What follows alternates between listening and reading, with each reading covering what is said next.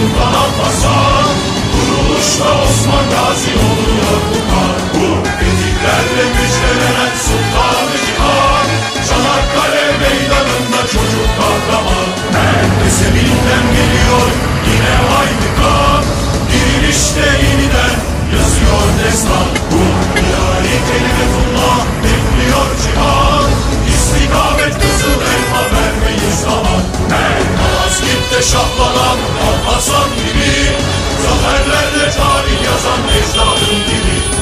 Çağ kapatıp çağ açan ceddimiz gibi, hedefimiz kızıl elma marş ileri.